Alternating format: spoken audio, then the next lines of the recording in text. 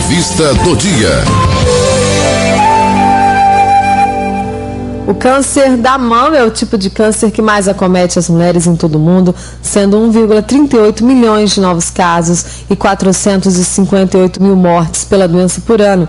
De acordo com a Organização Mundial de Saúde, a proporção de câncer de mama em homens e mulheres é de 1 para 100, ou seja, para cada 100 mulheres com câncer de mama, um homem terá a doença. No Brasil, o Ministério da Saúde estima que 52.680 casos novos em um ano, com um risco estimado de 52 casos a cada 100 mil mulheres. Segundo dados da Sociedade Brasileira de Mastologia, cerca de 1 a cada 12 mulheres terão um tumor nas mamas até os 90 anos de idade. O câncer de mama é a primeira causa de morte de mulheres por tumor no país.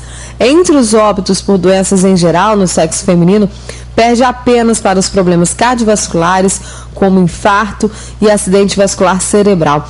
E por telefone, eu conversei com o oncologista de Cachoeiro, Dr. Bruno Rezende, que falou um pouco mais sobre essa doença.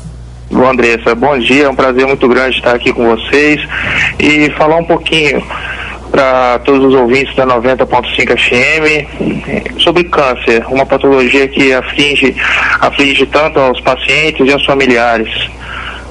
Doutor Bruno, então o que a gente tem visto com muita frequência, principalmente em mulheres, é o câncer de mama, né? Como é que fica esse diagnóstico do câncer de mama aqui, no primeiro ponto, até chegar aí no setor de oncologia? Como é que o paciente, a mulher precisa ficar atenta?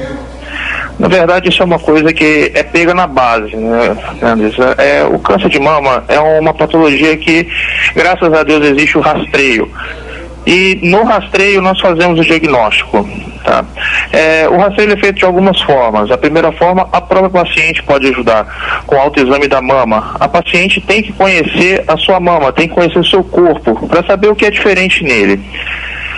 Além disso, as pacientes acima de 40 anos, existe um rastreio através da mamografia, que é um exame disponibilizado pelo governo e que é acessível à maior parte das mulheres, né? E através do exame de rastreio, do autoexame e da mamografia é que é feito o diagnóstico inicial do câncer de mama. Ainda é um susto muito grande, né, para a mulher que pega o exame e constata e é encaminhada para o setor de oncologia, constata o nódulo. Ainda há muito risco de morte por conta do câncer de mama, doutor? O risco sempre existe. O risco ele é minimizado novamente pelo rastreio, pelo diagnóstico precoce. Hoje a gente sabe que com as terapias mais avançadas de cirurgia e de quimioterapia, junto à radioterapia, a chance de cura aumentou substancialmente com o passar dos anos. Quanto mais próximo do surgimento da lesão nós diagnosticamos o câncer, maior a chance de cura. Isso passa dos 90% na doença inicial. Então, quanto antes nós fizermos o diagnóstico, maiores são as chances de cura. Isso é dependente do estágio da doença em que nós fazemos o diagnóstico. Diagnosticou cedo, a chance de cura e vida normal é muito grande, passando de 90% a 95% na doença inicial. E é imprescindível em alguns casos, doutor, a retirada da mama?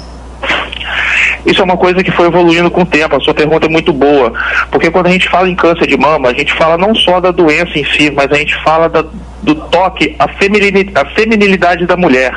Quando você retira a mama das pacientes, você toca na parte feminina da mulher. Isso abala não só do ponto de vista do câncer, mas do ponto de vista estético. Com o passar dos anos, a cirurgia foi ficando cada vez menor.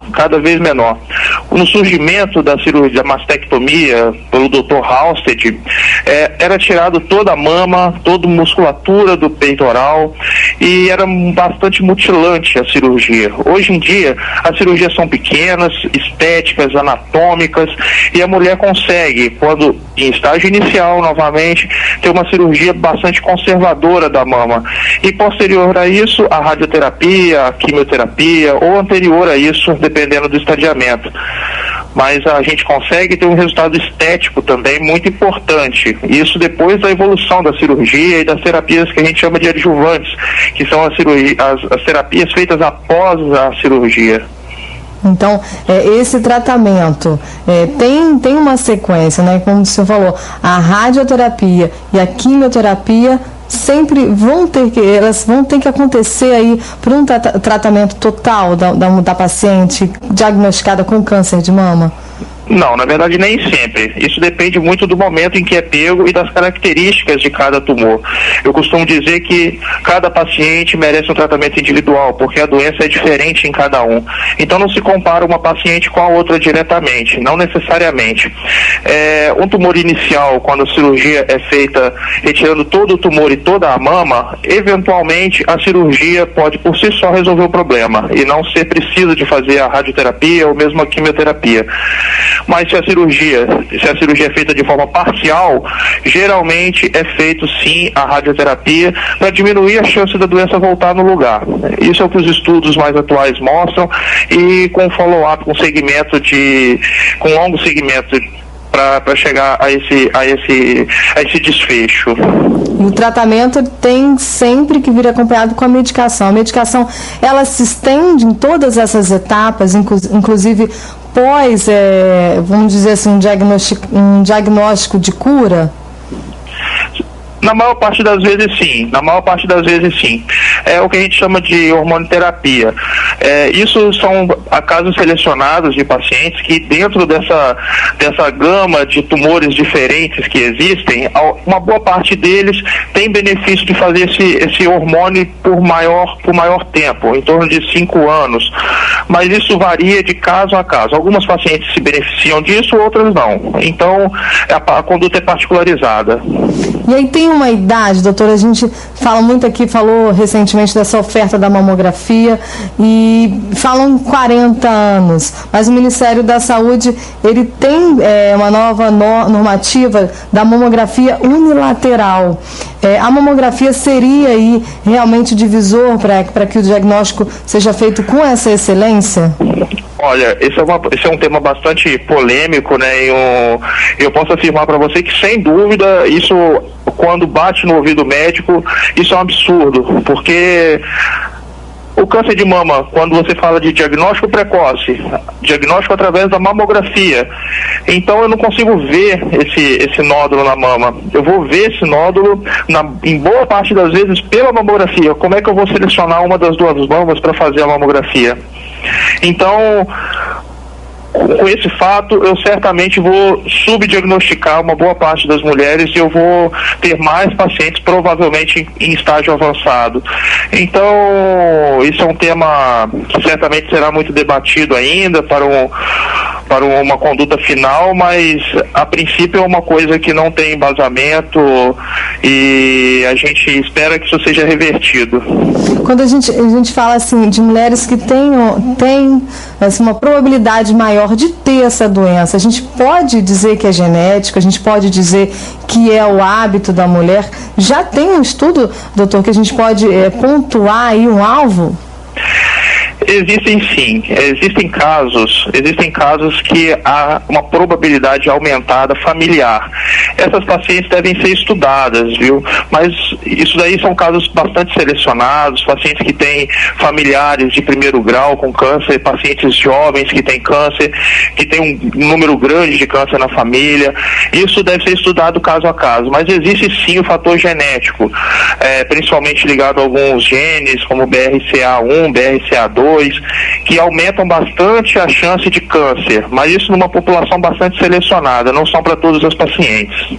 E existe esse sinal de alerta que você falou, já descreveu até alguns, né, casos de câncer na família, né, mas existe um sinal que a mulher precisa ir ao médico, assim, claro que a gente sabe que a indicação da ginecologista é de 6 em 6 meses, mas sim, uma sim. dor localizada, algum mal-estar, algum sinal de alerta, doutor?